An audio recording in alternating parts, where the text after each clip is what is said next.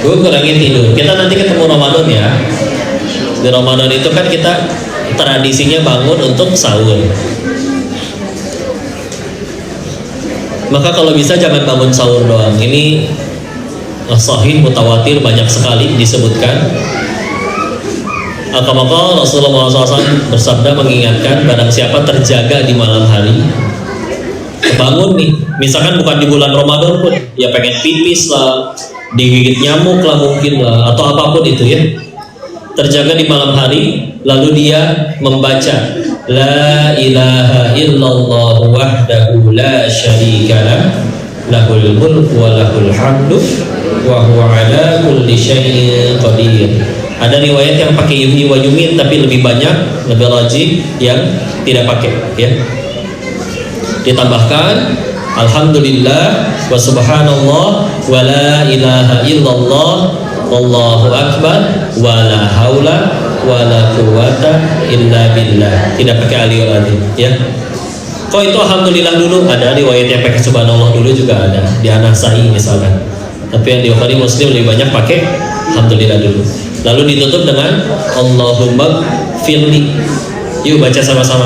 La ilaha illallah wahdahu la syarikalah lahul mulku wa lahul hamdu wa huwa ala kulli syai'in qadir. Alhamdulillah wa subhanallah wa la ilaha illallah wallahu akbar wa la haula wa la quwwata illa billah. Allahumma firli. Emang kenapa kata Nabi kalau baca itu, dia baca itu lalu berdoa, Allah kabul doanya. Yang lebih keren kata saya selanjutnya, lalu barang siapa dia berwudu lalu sholat, Allah terima sholatnya. Wah, ini yang mantap. Kita kan ibadah ada yang dua nih, ada yang sah, ada yang diterima ya. Kalau sekedar sah gampang, syarat rukun terpenuhi, sholat syarat rukun sah terpenuhi, aurat tertutup, menghadap kiblat semua dipenuhi. Tapi meskipun pikiran kemana-mana, sholat rakaat ketiganya sujudnya lama banget. Kata orang ini khusyuk banget ya, padahal lagi mikir habis ini berdiri atau tasyahud.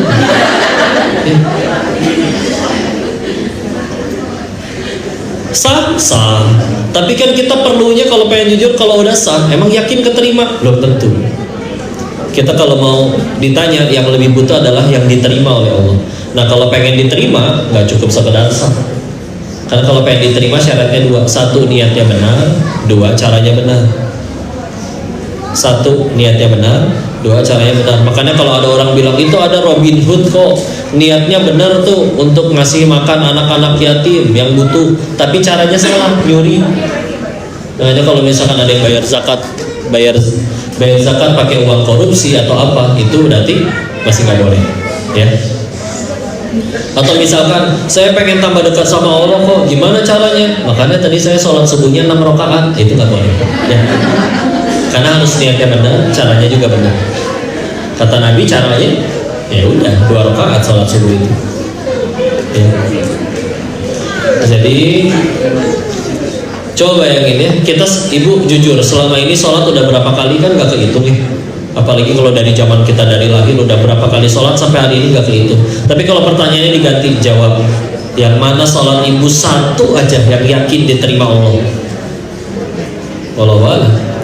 Makanya ya udah yuk bismillah, daripada cuman bangun makan langsung tidur lagi, sempetin la ilaha illallah wahdahu la syarika lah lahul mulku wa lahul hamdu wa huwa ala kulli syai'in qadir. Alhamdulillah wa subhanallah wa la ilaha illallah wallahu akbar wa la haula wa la quwwata illa billah Allahumma ighfirli. Ambil wudu, sholat, ngantuk, tapi bismillah dalam hati, ya Allah aku beriman kepada sabda Rasulmu ya Allah, terima sholat hamba ini ya Allah. Meskipun kuliah kulhu ina atau ina deh nggak apa-apa ya.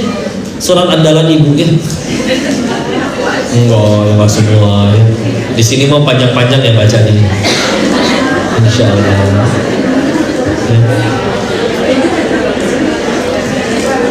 ya. Gimana tuh kok ngikutin Rasul sependek-pendeknya riwayat yang ada, satu rakaatnya 100 ayat ya, Al-Baqarah 100 ayat ya minimal ya tante. Walaupun disunahkan 2 rakaat pertama sholat yang ringan dulu, silakan baca yang pendek, tapi kan udahannya ajib ya. Ada yang 1 rakaat Al-Baqarah beres, Abdullah bin Mas'ud ikut sholat, habis Al-Baqarah pasti rukunin, lanjut An-Nisa, habis An-Nisa pasti rukunin, lanjut Ali Imran, 1 rakaat ya. Tapi ya sudah, Allah, karena kata Nabi juga, ingat Allah itu tidak akan pernah bosan, adanya kita yang bosan. Jadi sesuaikan dengan kemampuan kalian. Ya Allah, saya baru sanggupnya kuliah mangga. Yang penting yuk diusahakan istiqomah. Karena kita tahu kan, Allah lebih suka yang dawam istiqomah daripada langsung 11 rakaat nih. Tapi ya udah setahun sekali pas mabit doang itu juga nih. Ya udah 2 rakaat kok sanggupnya. Tapi ya udah usahain tiap hari. Itu juga 15 menit sebelum azan subuh. Ya udah masih sempat kok tahajud, nggak apa-apa. Tapi kalau sampai itu keterima kan bismillah. Nih, kalau nih gini, manusia kan, kalau ke manusia kan kita berbuat 1000 kebaikan, dia bisa lupa loh gara-gara 1 kesalahan kita. Betul? Tahu sendiri kalau lagi ngambek, papa mah nggak pernah peduli. Seolah ibu tiap selama pernikahan dicambuk gitu tiap hari. Ini nggak pernah bahasa ya. Atau anak-anak kadang kalau lagi ngambek, mama mah nggak pernah sayangin aku. Ya Allah, nah masa iya nggak pernah, nah? Iya dong. Iya, cuman anak-anak lagi ngambek ya, kayak gitu. Nah kalau ke manusia gitu, kalau ke Allah kebalik, kita datang bawa 1000 kesalahan, ada 1 aja amal soleh kita yang Allah terima. Allah punya kuasa ngampunin 1000 salah lainnya. Ya. Jadi yuk kurangin tidur, bismillah. Aslinya saya pernah ada baca ini ya, buku memang yang bikin orang bule, dia menemukan cara untuk sehari itu hanya cukup tidur 2 jam katanya. Jadi dipecah jadi 4 kali tidur. Dia bilang kayak gini, jadi kalaupun orang tidur semalam itu 6 jam atau nyampe 8 jam bahkan, jadi yang benar-benar inti tidurnya yang benar-benar memulihkan kekuatan kita itu cuma 2 jam ya.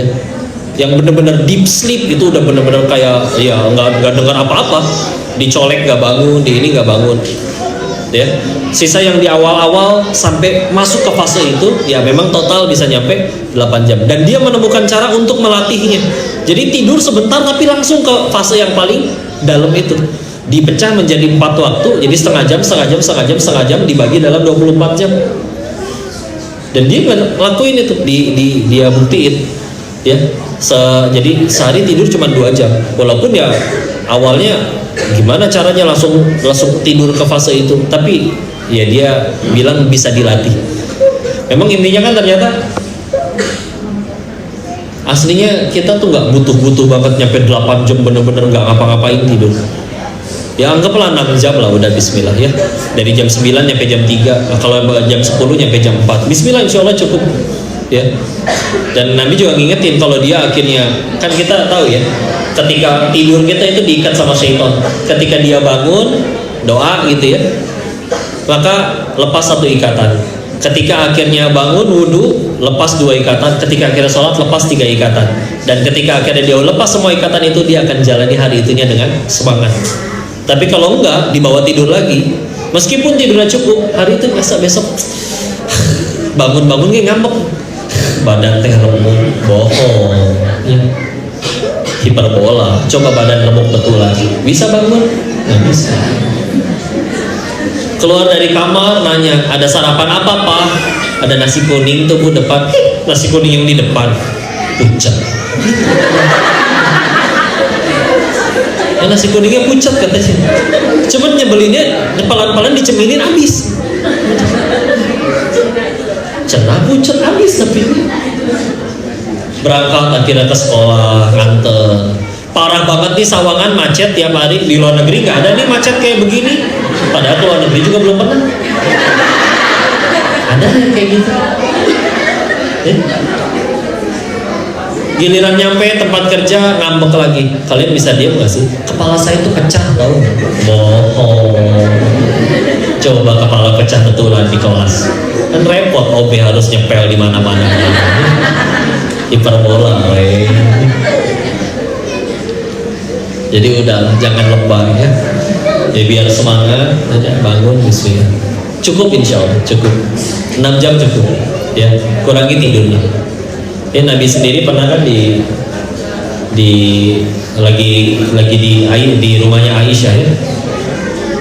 Jadi jangan bayangin Rasul itu tidur pakai spring bed king coil gitu, nggak ada kalau mau jujur ya. Paling kain, suatu riwayat pernah yang tadinya biasa dilipat cuma jadi 2 lipatan, dilipat jadi 4 lipatan biar lebih empuk. Sama Nabi diapain coba? Jangan, nanti jadi susah bangun malamnya ya. Jadi sengaja dibikin kurang nyaman supaya lebih gampang bangun tidur.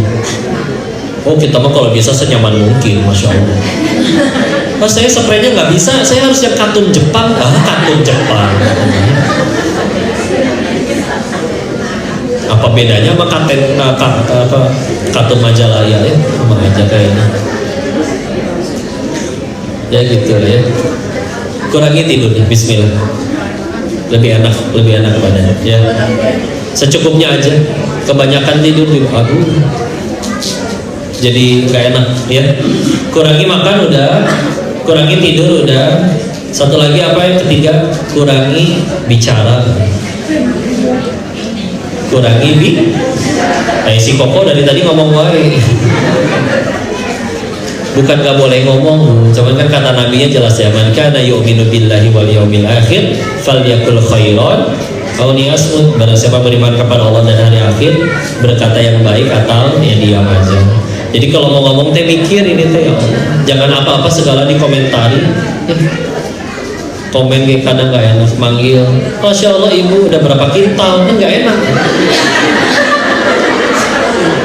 Kurang aja jadinya.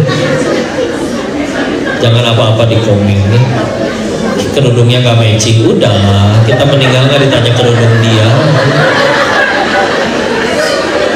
Udah biarin. Jangan apa-apa di komen, tahan. Ya.